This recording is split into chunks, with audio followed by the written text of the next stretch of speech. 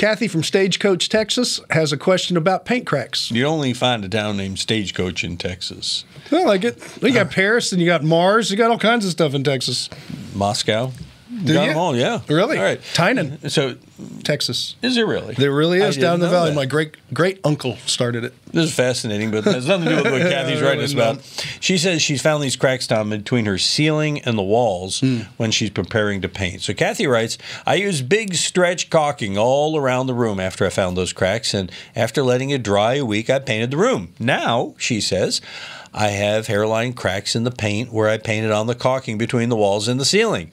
The caulking did not have any cracks after drying, but now the paint does. So Kathy wants to know, what does she do about these cracks, Tom? Well, if the cracks are in the paint, just put another, just go around and touch the paint up. Because it's probably just moving a little bit, and you can just fill up the crack with the paint. I wouldn't overthink this. Well, okay, I'm trying not to, but it's hard. But the if the caulking isn't cracked, if the caulking isn't cracked, she uses big stretch, so it's got a little give, and then she paints it with paint that doesn't have give. Well, that's true, but I just think probably there wasn't enough paint applied into those cracks.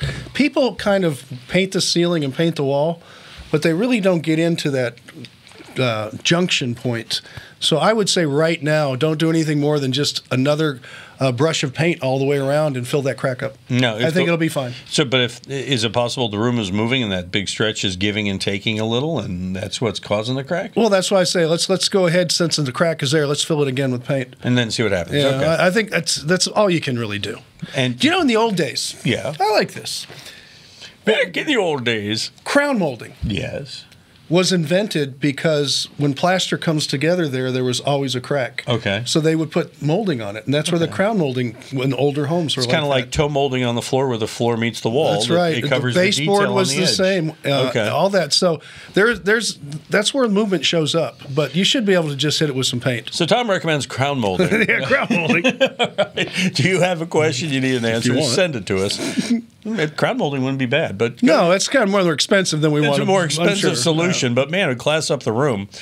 Not to say your room lacks class, but okay. Get out of here. All right, you got a question, send it to us at HomeShowRadio.com using the Ask Tom forum like these folks did over here, and we did these videos.